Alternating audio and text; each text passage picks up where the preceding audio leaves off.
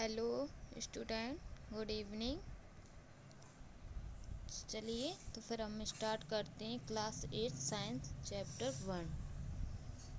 तो हमारे चैप्टर का नाम है फसल उत्पादन एवं प्रबंधन।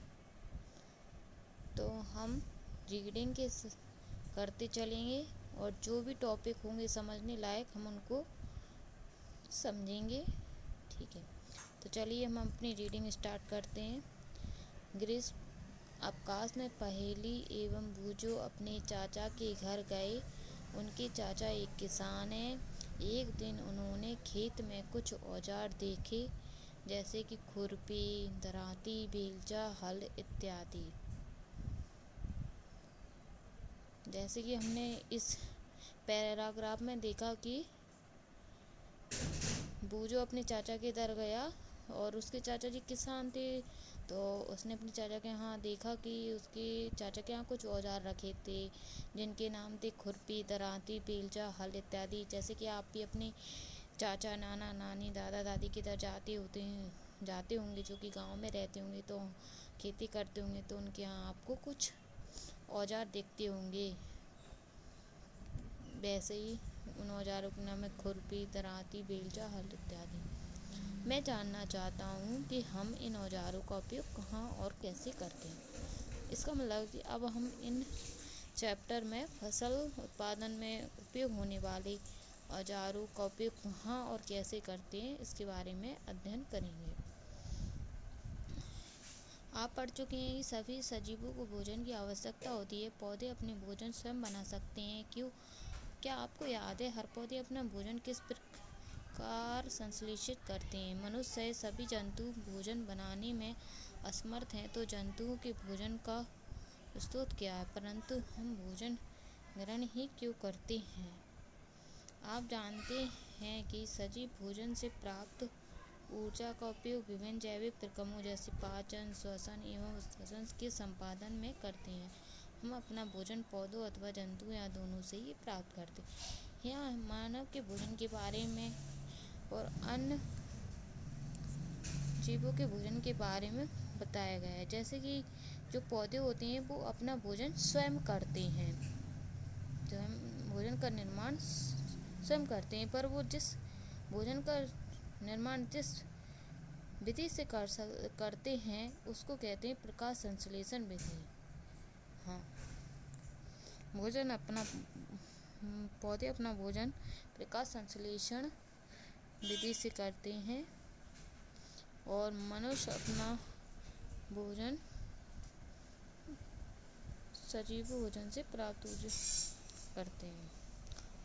और मनुष्य तो अपना भोजन खेतों में उगाते हैं, पर जो खेतों में उग रहा है जैसे पौधे हुए, वो हमारा भोजन है। पर वो कहाँ से अपना भोजन तैयार करते हैं? तो वो अपना भोजन प्रकाश संश्लेषण द्वारा तैयार करते हैं। क्योंकि हम सभी को भोजन की आवश्यकता होती है, अतः हम अपने देश के इतने अधिक लोगों को भोजन किस प्रकार उपलब्ध करा सकते हैं, ये भी सोचने की बात है। बच्चों, जैसे ब्लू पॉइंट पर रहते हैं सोचनीय बिंदु हैं, इन पे हमें मंथन करना है, इनके बारे में जानकारी प्राप्त करनी है। जैसे कि इसमें लिखा है क्योंकि हम सभी को भोजन की आवश्यकता होती है, तथा अपने देश के इतने अधिक लोगों को भोजन किस प्रकार उपलब्ध करती है, ये आपके मन में विचार आना चाहिए, एक क्वेश्चन होना चाहिए, एक क्यूरियोसिटी, जिज्ञासा होनी चाहिए आपके अंदर। और जैसे कि आप यहाँ देख रहे हैं, भोजन का बड़े स्तर पर उत्पादन करना आवश्यक है। एक विशाल जनसंख्या को भोजन प्रदान करने के लिए इसका नियमित उत्पादन, उचित प्रबंधन एवं वितरण आवश्यक है। जब भी हम किसी भोजन का निर्माण करते हैं पर उसका बहुत अधिक मात्रा में उत्पादन करते हैं, तो उसके लिए हमें प्रबंधन की, मैनेजमेंट की ज़रूरत पड़ती है, जिससे कि वो सही मात्रा में, सही समय पर, सही गुणवत्ता में उपलब्ध हो सके। हाँ, चलिए अब फसल उत्पादन एवं प्रबंधन का पहला टॉपिक हमको पढ़ना है कृषि पद्धतियाँ। कि हमारे इस चैप्टर में हम पढ़ेंगे कृषि पद्धतियाँ कितने प्रकार की होती हैं, कैसे की जाती हैं, औजारों के बारे में। चलिए तो हम ब्लू बॉक्स को पढ़ते हैं। लगभग 10,000 ईसा पूर्व तक मनुष्य घुमंतु थे। वे एक स्थान से दूसरे स्थान तक भोजन एवं आवास की खोज में समूह में विचरण करते रहते थे। वे कच्चे फल और सब्जियां खाते थे। उन्होंने भोजन के लिए जंतुओं का शिकार करना प्रारंभ किया। कालांतर में खेती कर चावल, गेहूं और अन्य खाद्य फसलों का उत्पादित कर सकें, इस प्रकार कृषि का प्रारंभ हुआ। जैसे कि आपको याद होगा कि पहले के समय में मनुष्य जो था वो आदि मानव था। तब वो क्या करता था, अपने भोजन के लिए कच्चा मांस खाता था, कच्चे फल खाता था। उसको पता नहीं था कि कृषि द्वारा भोजन का निर्माण किया जा सकता है। तो वो किसी जानवर ने कुछ मांस खाया तो वो उसको बचा हुआ खा लेता था। यहाँ वहाँ विचरण करते थे, यानी भटकते थे कि उन्हें कुछ खाने योग्य मिल जाए, पर उन्हें नहीं था कि इसे पका के खाएंगे तो और अच्छा लगेगा ये। इस प्रकार फिर बाद में इसी तरह घूमते घूमते उन्होंने पाया कि चावल, गेहूँ और अन्य खाद्य देकर हम इसे खाने योग्य बना सकते हैं धरती पर। तो यह कृषि का प्रारंभ हुआ। जब एक एक किस्म के पौधे किसी स्थान पर बड़े पैमाने पर उगाए जाते हैं तो इसे फसल कहते हैं। अब जैसे कि आपका यहाँ एक क्वेश्चन बन गया बच्चों, देखना आप कि फसल किसे कहते हैं। जैसे कि आपने देखा हमारे चैप्टर का नाम है फसल। अब बच्चे आपसे क्वेश्चन ये कि फसल किसे कहते हैं। आपका ये क्वेश्चन 2 नंबर में आ सकता है एग्जाम में। जब एक ही किस्म के पौधे किसी स्थान पर बड़े पैमाने पर उगाए जाते हैं तो इसे फसल कहते हैं। इसको हम अंडरलाइन करते हैं। आप चाहें तो अपनी नोटबुक में नोट कर सकते हैं। अब आपको ये मैं समझा देती हूँ। जैसे आपने कहीं घूमने जाते होंगे अपने गांव वगैरह, तो देखा होगा एक खाली मैदान पर कोई फसल उगती हुई होगी जो एक ही तरह की दिखती होगी। अगर कोई हरी होगी तो हरी ही दिखेगी और पीली होगी तो पीली ही दिखेगी। जैसे कि गन्ने की फसल होती है, गेहूं की फसल, चावल की फसल, सरसों की फसल इत्यादि। उदाहरण के लिए आप देख सकते हैं गेहूं की फसल। खेत में उगाए जाने वाले सभी पौधे गेहूं के हैं। अगर एक मान के चलो हम बताते हैं, ये एक मैदान है, इसमें फसल उगी है, ये है, तो ये जैसे फसल है, तो ये सारे जो जितने भी पौधे हैं ये सब गेहूं ही के होने चाहिए। यहाँ पर कोई अन्य पौधा अन्य गेहूं उगा रहे हैं तो पूरे मैदान पर गेहूं ही होना चाहिए। और अगर चावल है तो चावल होने, ये नहीं कि इतने में हमने गेहूं उगा दिया, इतने में चावल उगा दिया, ऐसा नहीं होगा। अगर पूरे में तो गेहूं की फसल कहलाएगी। आया बच्चों, अब हम चलते। आप जानते हैं कि फसलें विभिन्न प्रकार की होती हैं, जैसे अन्न, सब्जियां एवं फल। जिस मौसम में यह पौधे उगाए जाते हैं उसके आधार पर हम फसलों का वर्गीकरण कर सकते हैं। भारत एक विशाल देश है। यहाँ ताप, आर्द्रता और वर्षा जैसी जलवायु परिस्थितियाँ एक क्षेत्र से दूसरे क्षेत्र में भिन्न हैं, अतः देश के विभिन्न भागों में विविध प्रकार की फसलें पाई जाती हैं। अब हम चलते हैं नेक्स्ट पेज पर। फसलों की उगाई जाती है। इस विविधताओं के बावजूद मोटे तौर पर फसलों को 2 वर्गों में बांटा जा सकता है। वे इस प्रकार हैं।